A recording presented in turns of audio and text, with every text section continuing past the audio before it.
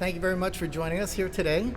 I'm Port of Seattle Commission President Fred Felleman, and we're delighted to be brought here together by Senator Cantwell, who's been a great champion of the environment, and specifically today to talk about her efforts to make sustainable aviation fuels cost-effective so that we can benefit from our aviation industry's reduction in air emissions, both the particulates as well as the greenhouse gases, both of which are very important both to our local communities as well as to the climate at large. So SeaTac is the 8th busiest airport and one of the fastest growing in the country. So providing that level of service is a great thing, but also comes with it a huge responsibility. As a public agency, as a public port, we need to do our part to minimize those impacts both on our surrounding communities and on the climate at large. And we set a goal as the Port Commission to utilize regionally produced sustainable aviation fuels 10% in 10 years. So that would be by 2028. It's an overly ambitious goal, but you have to aim high. But what that would mean is 67 million gallons of fuel would be averted from conventional petroleum fuel, so that we could then produce less particulates and have less impact on the climate. These are huge, ambitious goals, but the challenge has been twofold. One is having enough production capability, especially if you want to do it regionally, and we'll hear from some folks here that are doing that. The other is having it cost effectively. And what's really been very encouraging is that the airlines have been shown to be willing to use it as much as we can produce it at a cost-effective level. And so what the senator has done in advancing this legislation is to provide a $1 billion grant for airlines and folks to be able to get the production level costs down, as well as a tax credit to the blending this into the fuel system. We are in the process of actually building yet another tank in our tank farm, so that we could actually have a blending spot right here at Seattle. Unfortunately, right now, all the fuel that's produced goes to California or Oregon, where they have these low carbon fuel credits. We just passed, the state legislature that is, just passed the low carbon fuel standard and the Climate Commitment Act, which will actively enable us to make fuels more cost effective. However, we need the support of the federal government, and it's going to be critical to have the partnership we have with the senator here to make that happen. So without further ado, I would like to pass it on to one of the leaders in the airline decarbonization business, Diana Burkett-Rakow with Alaska Airlines. Thanks, Commissioner. Yes, I represent Alaska Airlines, and we have a path to net zero that I'll tell you about. But first of all, I'm really honored and appreciative, Senator, that you brought us together. Not only our home state senator and a phenomenal representative for us in Washington, D.C., often a passenger on board Alaska Airlines, flights 2 and 4, I believe, going back and forth, but also the chair of, for the entire country, the chair of the Commerce, Science and Transportation Committee, and we really, really appreciate your leadership in trying to make sure that we have a sustainable future for aviation, which is critical to a sustainable future for the globe. You have helped over the last couple of years, off topic, but to make sure that we remain a thriving industry even coming out of COVID and able to have these kinds of conversations. So all 22,000 of us really, really appreciate your leadership and support. So today we're here to talk about sustainable aviation fuels and the critical policies that are needed to advance it. And I'll tell you about sort of the role that sustainable aviation fuels plays in Alaska's vision of a sustainable future, to both create net zero climate opportunity and to create jobs. So we have a goal of getting to net zero by 2040, and we have a 5-part path to get there. The first is operational efficiency, managing to eliminate waste and eliminate fuel use from running a very tight operation and using technology that can support that. The second is evolving our fleet with our hometown airline manufacturer, Boeing, and we're in process of doing that, and that will take a chunk out of our carbon footprint, as every 737-9 MAX that we bring into our fleet is 25% more fuel efficient than the aircraft that they're replacing. The third piece is sustainable fuels, and I'll come back to that. The fourth is novel propulsion, And really that's limited to small regional aircraft, which we do have in our fleet, but it is a smaller proportion. And then finally, credible carbon offsets to close the gap. So sustainable fuels is the most variable part of that path to net zero, because we have to make sure, as Fred said, that it is more scalable and that it is viable at a cost-effective price. We love airplanes, we love flying people, but every year we burn 750 million gallons of fuel to do that, and we would love to have a viable alternative. It's the right thing to do. It also increasingly is what our customers are asking us to do, what our employees are asking us to do, and what other stakeholders are asking us to do. So we're grateful to have the partnership and support here. So Alaska's been involved with sustainable fuels for over a decade, flying test flights, et cetera. We offtake from Neste in San Francisco right now, and we also have a phenomenal partnership with Sky Energy Americas, and you'll hear from CEO John Plaza in just a little bit. And John, I think, knows more about SAF than just about anybody I know, except maybe Commissioner Fellman. But really innovative company that is working to make, with us, with Boeing, with others, make sustainable fuels a reality here in the Pacific Northwest. And making it a reality here is particularly important so that we can use it here without additional impacts of transportation. Washington State, who you'll also hear from, is absolutely the cradle of SAF research and has made it clear that this fuel is safe and able to be produced through a variety of methods.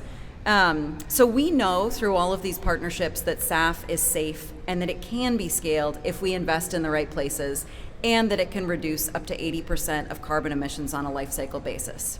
So what do we need to do that? There are two policies in particular that I just want to emphasize Alaska Airlines support for, and I think probably all of our support for. One is authorizing and appropriating $1 billion to a U.S. Department of Transportation grant program focused on supporting investments for projects that produce, transport, blend, or store SAF in the United States, as well as invest in low emissions technologies. This is a policy being championed by the Senator and many of her colleagues, and it's really important. The second one being considered in Congress right now is the 10-year SAF blenders tax credit. Ideally $1.50 to $2 per gallon based on performance in terms of reduction of greenhouse gases. So Senator Cantwell was an original sponsor of the Sustainable Skies Act to create that tax credit and is working to make sure that it's included in reconciliation. One thing that I just want to emphasize is that there is no one policy or one solution that's going to make SAF viable at the right price and scalable. And so all of these policies in concert, all of the actions of many partners is actually required to get it into production and into widespread use. And we're really grateful to partner with all of you to do that. So we have a bold goal in the United States of getting to 3 billion gallons of SAF by 2030. If we can, it'll help Alaska to get to net zero. It'll help the industry get to net zero. And so we look forward to support to make sure these policies move forward. So next, I would like to introduce Dr. Michael Walcott from the Washington State University, who has been a phenomenal leader in SAF research. He's the director of the FAA Center for Excellence for Alternative Jet Fuels and the Environment, or, since that's a mouthful, ASCENT, a research organization co-led by our own Washington State University and MIT. So, Dr. Walcott, over to you.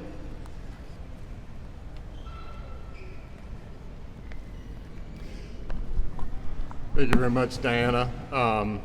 Appreciate your partnerships over the years. Alaska Airlines has been a tremendous partner from demonstration flights of some of our fuels towards informing policies and research ideas to make our work more impactful to the industry as a whole for that, and thank you for your involvement in that. Also like to thank the Senator who was one of the members who founded ASCENT and the FAA Center of Excellence for that. Her unflinching support of ASCENT and her vision on this is greatly appreciated by the community as a whole.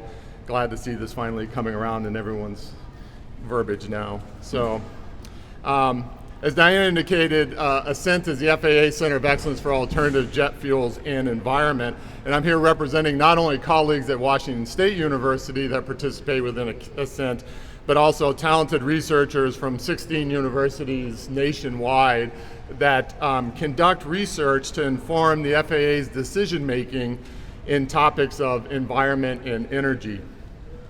This includes analysis not only to inform issues domestically, but also with international flight through forums such as ICAO, which is the International Civil Aviation Organization that regulates international flight through the UN. As a member country, the FAA, or through the FAA, has a strong position within that activity. And lastly, these tools that we use for analysis comes down to the local level. We've worked with the Port of Seattle and Fred in terms of the port's local goals of reduction of or use of sustainable aviation fuels within the airport here, and understanding the viability and the feedstocks and the conversion methodologies that would have to be stood up in order to meet those goals for that. So together with our partners at Pacific Northwest National Labs, we bring this impact back home to this from the national stage from that. The Ascent conducts work in SAF, or Sustainable Aviation Fuels, in two primary fronts. One is in terms of the certification and qualification of fuels, in terms of understanding those processes and tests that have to be conducted to make sure these are safe fuels to be flown, and that the processes are reasonable processes to go through in order to do that. We work with partners at the FAA and with the ASTM to implement that work. In addition to that, we look at supply chains and analytical tools to help inform the production of fuels and the pathways, and understand that there is credible CO2 emissions from those fuels for there. While we also continue to need technological advances that are vital to kind of moving this industry forward and developing these long-term solutions, like we do in our work with Sky Energy Americas, and John Plaza is going to be speaking to you coming up here. Today we mostly need stable policies and programs that help to establish the industry today. If we don't get the industry established today, then we can't make these advances that goes into the future for that. There are two areas for that, sort of echoing Diana's points. One is to build the necessary infrastructure that is required all the way from feedstock to flight for this new industry, and assure that this nascent industry is able to begin and exist. And then secondly, to establish a framework for evaluation of the environmental benefits of sustainable aviation fuels. We hear a lot about the need for sustainable aviation fuels to have the same cost as conventional fuels, and that is correct, because the energy content that is needed for the flight for, say, Alaska Airlines or others has to come in on a cost competitive basis, but they also provide the societal environmental benefits of reduction of greenhouse gas emissions and other issues for that. And so establishing that framework to help to value those and bring that to the companies producing these sustainable products are vitally important.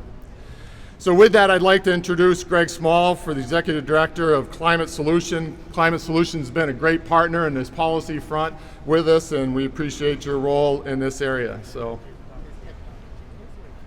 thank you, Michael. Thanks, everybody. Good morning. My name is Greg Small. I'm the Executive Director of Climate Solutions. We're a Northwest-based nonprofit with the mission of accelerating clean energy solutions to the climate crisis. I'm really honored to be here today with Senator Cantwell and all of these amazing partners in support of sustainable aviation fuels.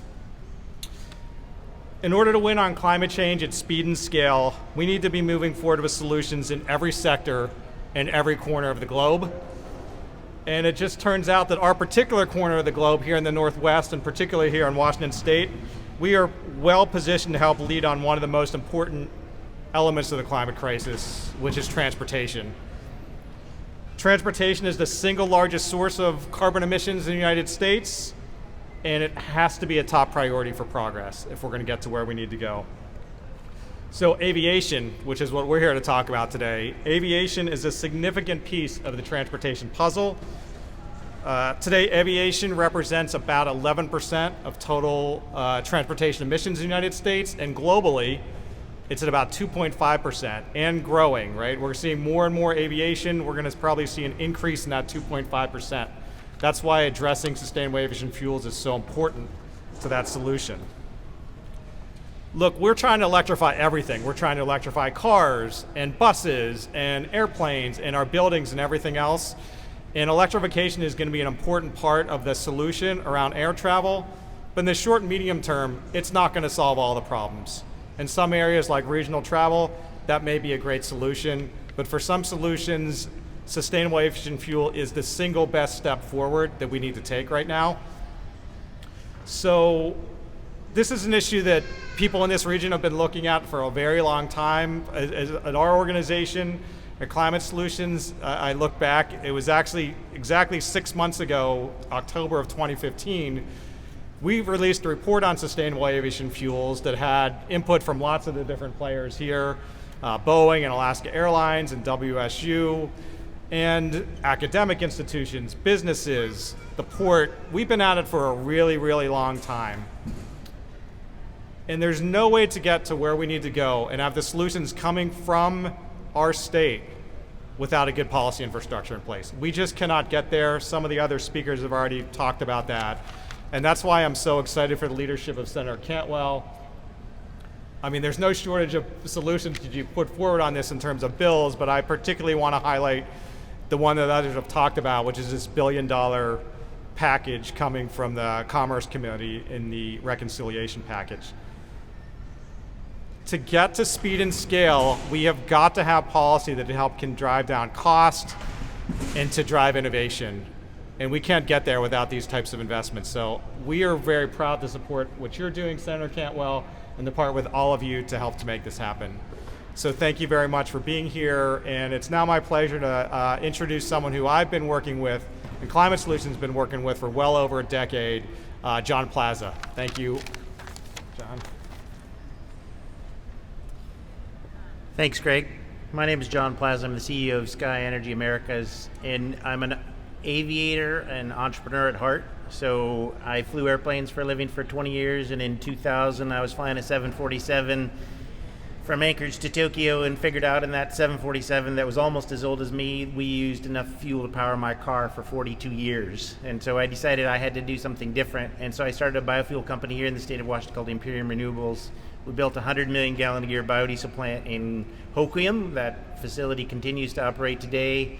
It wouldn't have been developed and built and be successful without the support of Senator Cantwell, so it's been an honor to work with her on policy from really almost 15 years on biofuel policy. One of the things that Imperium did, and we still are excited about today, is we were chosen by Boeing to be the first producer of sustainable aviation fuel in 2008. So I've been involved in this industry from the beginning. I've partnered with all of the folks around us today, as well as PNNL, for the development of technologies, addressing some of the challenges the first generation of biofuels have. And today, Sky Energy is focused on converting methane from landfills and other sources into jet fuel. And with our partners, we've been recently awarded a Department of Energy grant to do just that. And one of the things that has really enabled us to be successful as a company with Sky Energy Americas is our partnerships with those here today. So Alaska Airlines is committed to purchasing fuel from our first facility. We have an offtake agreement and a commitment to purchase fuel from Boeing, as well as an advance payment. So industry leaders, inclusive of Microsoft and others, are really wanting to scale and see this industry be supported and grow to meet the administration's challenges. One of the things that's really critical for us as a company is sustainability. So we consider waste streams to be the only critical input that we would use to convert fuel into aviation fuel. And I think that's why we've established these great partnerships with Alaska and Boeing. You know, one of the things that Washington really does have potential for in this industry is the amount of opportunity that exists, whether it's our clean grid or resources or waste residues, our municipal solid waste. All of these are great feedstocks to sort of transition aviation into a more sustainable industry. I think with this, I'd really like to highlight the the main reason we're here today. And it's really been a privilege for me to work with Senator Cantwell, both as a friend and as an advocate for the industry over the last 15 years. And her engagement and passion for clean tech solutions while creating sort of economic prosperity has really been important both for the nation and for the community. For example, that facility in Grays Harbor still operates today and has 50 family wage jobs that are in a community that needs that kind of support. So as the chair of Senate Commerce and Science Transportation, she really does understand the importance of what policy can impact industry to really grow the green economy. I think it's always important to recognize most of these solutions happen in rural America, and that's where infrastructure investment opportunity are truly needed. I think as we've heard from everybody else, this is an exciting space. I do want to draw a comparison. So in 2004, when I started my last biofuel company, the biodiesel industry was tiny. There was about 5 million gallons of capacity and 63 billion gallons of diesel consumption. Today, that industry is over 3 billion gallons of capacity. In the sustainable aviation fuel industry today, there's one facility in the US of commercial scale that produces 4 million gallons. It's not in Washington. The opportunity for the nation is huge. And really we're at the cusp of a really exciting growth opportunity in sustainable aviation fuel, and the policies that you heard, both the SAF, BTC, as well as the effort under Senator Cantwell's leadership to support infrastructure is a critical component. So today, Senator Cantwell is going to talk to you about sustainable aviation fuel, and particularly the investments that she believes are a great opportunity under the budget reconciliation passage. And I do really want to highlight that she's been one of the best supporters for the industry, and it's an honor to be here to help support this. Thanks. Thank you, John. Well, thank you, John. It's been great to work with you over so many years. Commissioner Feldman, thank you. Fellerman, thank you so much for allowing us to be here today. Diana, thank you for the work that Alaska Airlines continues to do to pioneer in this area. And also want to say to Dr. Walcott, thank you so much for your leadership. It seems like just yesterday that we got the money from Center of Excellence at the FAA to look at this feedstock issue. So I guess you could say that was a great success, because now we're here today to talk about how you scale that feedstock issue to manufacturing and how you get it delivered to the aircraft that need it. So I want to thank everybody, and also obviously Climate Solutions, definitely great. Thank you so much for giving us this big picture look at this. So the issues that we're here today to talk about is, how does the state of Washington continue to be a leader in delivering on the market and development of sustainable aviation fuel? We know this is important to do because we know from smoky skies or record temperatures that we need to do more to address the climate crisis. Every sector in our economy that uses fuel is looking for alternative fuels, and there's some sectors, like the automobile sector, that has gotten, let's just say, way down the road on their changing to alternatives. But travel is still one of the most carbon-intensive activities individuals can engage in. And just today, the UN Secretary General said that, quote, targets set forth by shipping and aviation are not aligned with the goals of limiting global warming. They went on to say, especially in the areas of aviation fuel, we need to do more in the area of adoption. So that's what we're here to talk about today. How do we speed up that level of adoption? We're here to talk about what those solutions look like. Sustainable aviation fuel has the potential to reduce greenhouse gas emissions up to 70%. Our state has already been a leader in doing some of the advanced work on sustainable aviation fuel, but still more needs to be done to make this a manufacturer's market. The state of Washington is well positioned to be a leader in the production, the distribution, and the utilization of sustainable aviation fuel. We have the right feedstocks here. WSU, as we mentioned, through their various projects, have done great work has found enough wood waste and solid waste in the Pacific Northwest to meet the port's 2028 goal that Commissioner Felderman talked about. We have existing infrastructure to build on. Those facilities that were mentioned by John Plaza, already existing facilities in our state. And we have major airports, military facilities, and others that want to use the sustainable aviation fuel. So while we've made big gains in the area of science, we now have to make big gains in the area of manufacturing. Our main challenge now is to develop a dedicated industry of suppliers, refiners, blenders who produce that fuel in significant quantities and at the right price point.